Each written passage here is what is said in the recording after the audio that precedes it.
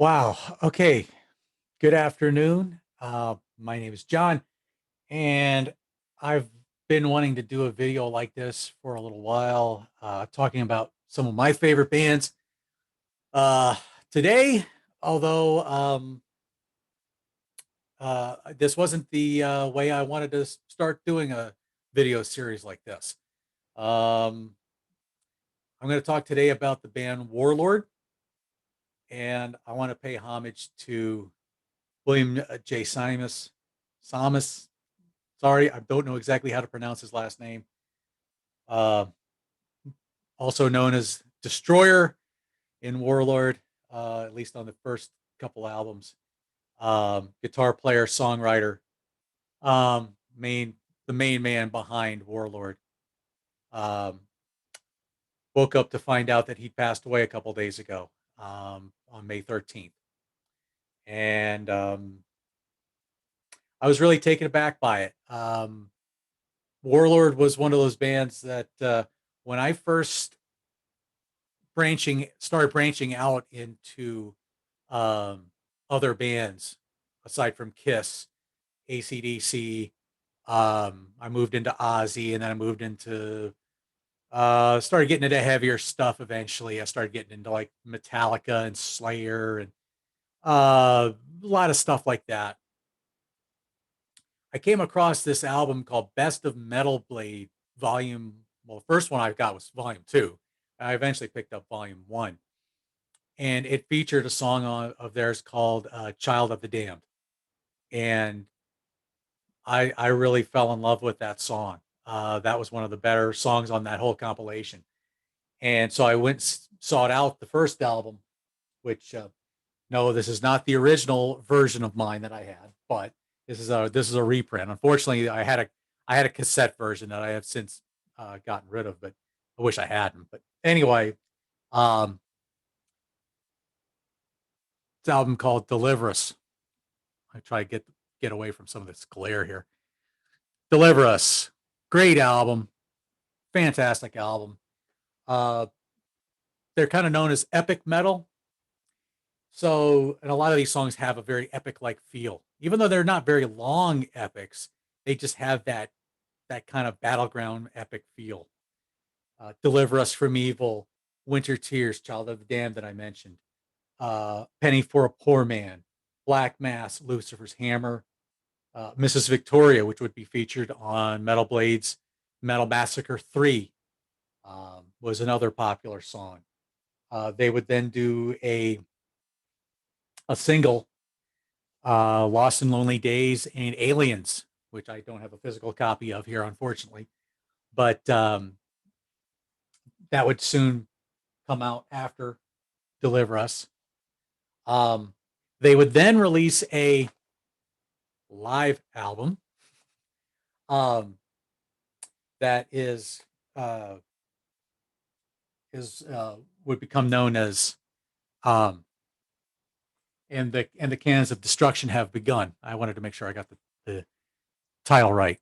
Now this is the original Metal Blade album version that I had gotten back in the day whenever it was I got this album.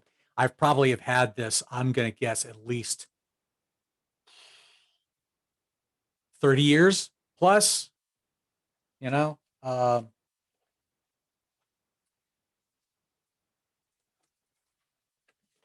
Features a features a little lyric sheet, little Warlord products thing at the bottom. Um, but it's like a the story I hear behind this album is it was recorded in a theater, also filmed, which as soon as I can get this back in the album here. Um,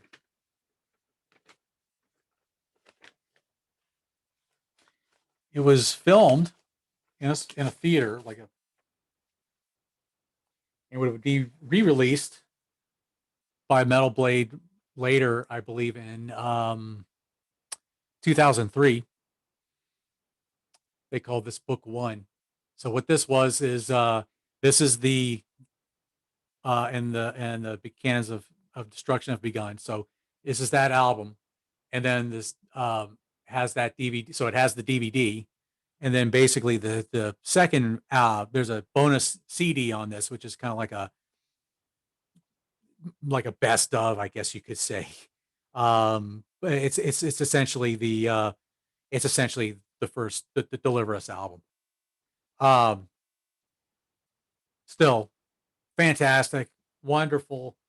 It's kind of cheesy in a way to watch the video of this, because you think you kind of get this feeling that um, you know they're they're on a mission, and they're on to take on the world. And what musicians don't have that. When you're starting out in a band, you want to think that your music is going to conquer the world, and I thought it, but sadly, unfortunately, Warlord did not stay together. um I've heard many stories why. um some say they couldn't keep a singer. uh Maybe it was just frustration in the music business. I would tend to go along with that. um so he left. So William left the business, and had a spiritual awakening, and would become a he would he would become a teacher at a college in Florida, Trinity College in Florida. Basically, a Christian thinker, academics, a lot of that kind of thing. So, but over that course of time, he would he started working on other music. And so one of the first things that he worked on was this album called Sea of Tranquility. And this is basically just an instrumental album. It's just keyboards, basically. But there's just a lot of beautiful musical suites here. Beautiful album. Just a wonderful album. I honestly can't say I've listened to this lately. I will be later today, but I remembered this album just being so peaceful, so serene, and just a gorgeous, gorgeous album to listen to. Um, if you could find a copy of this, probably on eBay, or if No Remorse Records or somebody still has something like this, worth the while getting. He would then go on to do this, which was a project with his then wife. It's called Lordian Guard, and he would actually release two albums under this banner. Um, you'd have this first album, and then you'd also have, and I have this on a cassette. I'll give you a better look here. Sinners, Sinners in the Hands of an Angry God. These albums were both had a lot of very spiritual overtones. Had a lot of Greek mythology, with the one song, "The Winds of Thor," for example. So you have a lot of that kind of thing, but there's just a lot of very religious, very spiritual overtones on this first album. I go back to this one, "War in Heaven," which I'll come back to in a minute. Um, Beautiful, wonderful song. Recorded with like a drum machine, guitar, vocal, keyboard, bass, but all the drums were basically drum machines on this whole album. But War in Heaven, there's just one part that just absolutely takes my breath away. It's just a wonderful part of the song. My Name is Man, Winds of Thor, all great songs. The album concludes with an absolutely breathtaking song called "In Peace He Comes Again." Um, I love listening to that song at Christmas time. Just a wonderful, wonderful track. Um, the His wife at the time delivers a wonderful performance, wonderful vocal, a strong German voice to her voice. Um, Beautiful song. Look it up on YouTube. It is just absolutely gorgeous. I do want to say, when I got this cassette, it was only because I had seen a post on the Warlord group where Bill talked about he found like a case of these cassettes and was willing to send one out to anybody who wanted to message him their address, and he was going to send it to him free. I'm like, yeah, sign me up. I'd love to have one. And so, I know I never listened to this because I don't think I have actually had a cassette player that worked, but I just wanted to have this, because I didn't know that this would eventually be out on CD, which I have to thank High Roller Records for this one. They would eventually remaster it to CD. Um, so from there, so let me just backtrack a little bit. There's more to Warlord than just William Samus. You have the amazing drummer Mark Zonder, the Thunder Child.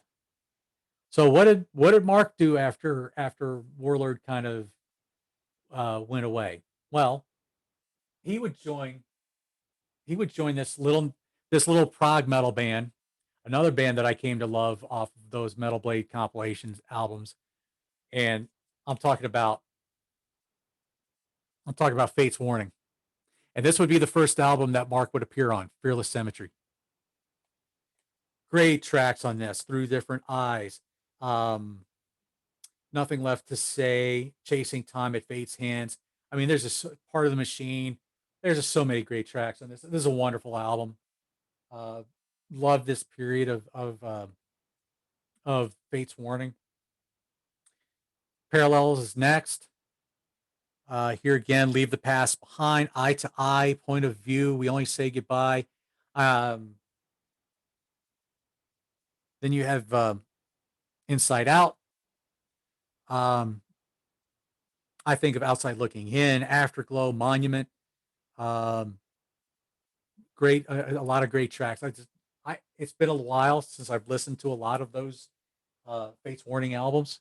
I've been meaning to go back to listen to those. Another one that's a big favorite amongst fans in there is the Pleasant Shade of Gray album. He was also on this album, Disconnected, and then his final appearance with Fates Warning would be FWX. So Mark would also do a lot of other different projects along the way. Slavior is one that comes to mind. A more recent um, uh, project that he did was one with a fella here by the name of Gary Weirkamp, Zonder Weirkamp, If It's Real. And yes, that is a signed copy. I got this directly from Mark himself. So he's been up to a lot of different projects. I know he's doing a lot of studio stuff right now for different folks. So I'm always looking forward to hearing what he's got coming out. But in 2001, I believe it would be 2001, Warlord would reconvene, and they would get together, and they would get the singer from the band Hammerfall, which, forgive me, I forget his name. I feel like I should know it. Joaquin, yeah, Joaquin Cams. I apologize for forgetting your name, but Rising Out of the Ashes. Here again, this would have a lot of songs that were early Warlord tracks. He would eventually do them in Lordian Guards. So songs like Winds of Thor, my War in Heaven, My Name Is Man. Songs like that would eventually pop up on this album. And then, of course, you have a bunch of new tracks as well. Achilles' Revenge, great track there. Sons of a Dream, Battle of the Living Dead, Enemy Man, Invaders, just a great album. And then there'd be another long hiatus until we would get this, The Holy Empire. And when I heard about this album coming out, I was like, okay, I can't wait for this one. I got a little teaser of a song called Night of the Fury, and I thought, wow, this is a great track. Vocals on here by a man named Rick Anderson, with the exception of a song called Kill Zone, featuring Giles Lavery. Um, 70,000 Sorrows. I absolutely love that track. Wonderful, wonderful song, epic feel. Glory, beautiful song. Thy Kingdom Come, another song that kind of has old Warlord, uh, has Warlord history. City Walls of Troy is another one that goes back to there. Um, Father, another very old track of Warlord. And finally, the epic track, Holy Empire. This is just a wonderful album. Um, I can't wait to get reacquainted with these albums again because it's been a while since I've listened to these. Um, but from my Grecian brothers who love the band, I am so jealous that I couldn't get to Greece to be with you all, to watch you guys get to see Warlord in concert. That had to, I know that was a dream come true because for some reason they had such a huge following in Greece. And and they played a few shows there a couple of years, 2013 and 2014. Um, and I know they've been clamoring for hoping they would get together to do more shows, but unfortunately, it was never meant to be. I really haven't heard much from Bill over the years, so I don't really know uh, what had happened with him, what where his health was over the last few years. Um, but a wonderful band, worth checking out. Rest in peace, William J. Tsamis. Thank you for three wonderful well, more than three. If you count the Lordian Guards and his solo album, Lordian Winds also is kind of a Lordian Guards that's the kind of in between thing. There's a lot of good, wonderful little music here to check out. It's worth every second of it. Thank you. And to Mark Zonder also, thank you. Um, to all the singers and the musicians who have played with Mark and Bill over those years, and in shows in Greece and Europe. Uh, I am so sorry for your loss. I wish we could get more together. I wish I could hear more from you guys and and hear more from Bill. But it's funny. I started listening to Deliver Us again, and I was listening just to that title track, and it's funny. I found myself getting emotional, and I don't usually do that with metal music, but for some reason I did. Um, Thank you, Bill. God bless you. I look forward to seeing you one day. And go listen to some Warlord, y'all. Peace out.